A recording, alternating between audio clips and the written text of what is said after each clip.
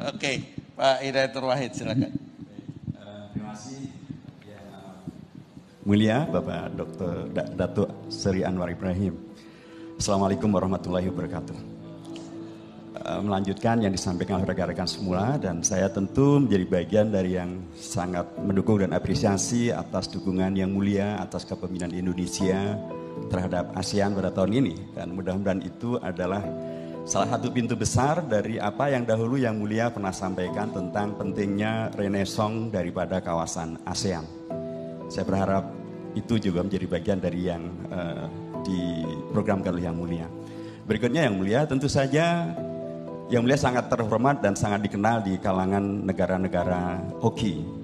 Dan karena memang Indonesia dan OKI juga adalah dua negara pendiri daripada OKI itu sendiri. Dan bagian daripada penyelesaian masalah ekonomi juga di sana ada peran-peran yang bisa dimainkan. Sejauh mana Yang Mulia akan mengajak Indonesia atau bersama dengan Indonesia memaksimalkan potensi di negara-negara OKI dari sisi penyelesaian masalah ekonomi ini untuk menjadi bagian daripada yang menguatkan hubungan antara Indonesia dan Malaysia. Dan yang terakhir Yang Mulia, tentu saja bagian daripada fakta tentang OKI adalah OKI ini dahulu didirikan untuk membantu perjuangan bangsa Palestina, dan Indonesia jelas bersama dengan bangsa Palestina. Kedepan Yang Mulia, apa yang bisa dilakukan bersama dengan Indonesia untuk memastikan kemerdekaan Palestina bisa segera diwujudkan dan Masjid Al-Aqsa bisa diselamatkan. Yang terakhir Yang Mulia, saya mendapatkan aspirasi dari banyak teman-teman saya dari pesantren.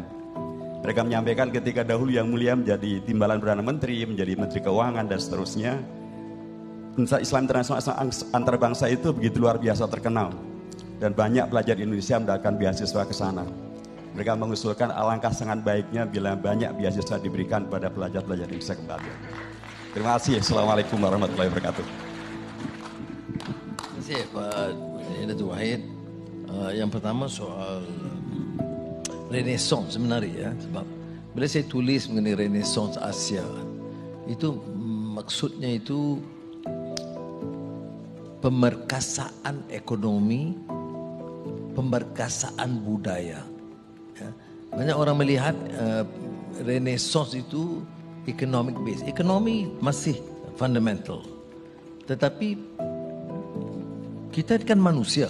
Maknanya islah itu mestilah, dan Renaissance itu mesti pertamanya pemerkasaan ekonomi, tapi pemerkasaan budaya. Ya. Dan kita ni agak tempang sedikit ya. Bila angkat sikit ekonomi dan teknologi, budaya itu dikesampingkan. Sebab itu bagi saya, dan budaya ini dalam arti kata yang lebih luas, soal nilai, soal akhlak, soal kecintaan terhadap ilmu, lazzatul ma'rifah gitu ya. Jadi ini harus kita tonjolkan. Itu kalau masuk Renaissance Asia. Kemudian soal kerjasama dengan Islam, wah sekarang ini Indonesia pun agak dekat ya, dengan beberapa negara, umpamanya United Arab Emirates dan beberapa negara lain ya. Dan boleh kita kuatkan kerjasama itu, kerana negara Arab sekarang ini dia dalam fasa yang ribut sikit lah ya, belum menentu, dan baru nampak bergerak sedikit untuk ke arah persefahaman dan kesatuan. Sebelum itu pecah parah. Soal Palestina saya sangat tegas soal itu ya. Ini soal kezaliman yang keras, totok yang dilakukan terhadap rakyat Palestin oleh rejim Israel. Dan saya ungkapkan, kadang-kadang di Malaysia, kadang-kadang kita bukan Islam, kadang-kadang dia tak faham dengan ini soal Islam. Tidak, ini soal justice. Kata Edward Said, pemikir ulung Palestina, Kristian ya, Arab, dia sebut Palestine ini ialah politics of dispossession. Politik di mana hak mutlak rakyat, kebebasan dia, maruah dia, tanah dia, rumah dia itu dirampas. Jadi ini bukan hanya soal Islam, tapi juga soal kemanusiaan. Jadi tanggungjawab kita, apatah lagi orang Islam, untuk mengungkap permasalahan ini dan dengan lebih tegas menyuarakan.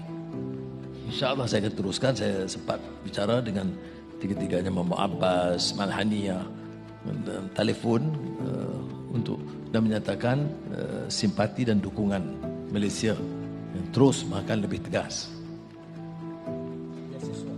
Soal beasiswa, ya Malaysia sekarang ini tidak sama seperti 90-an dulu ya.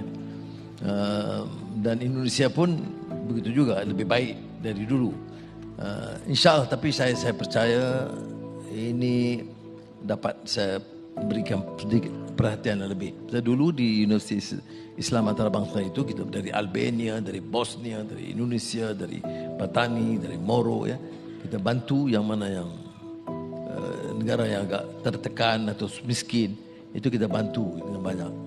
Sekarang program itu hampir dihentikan. Jadi saya cuba revive, minta teman-teman yang lama Arab itu bantu, insyaAllah.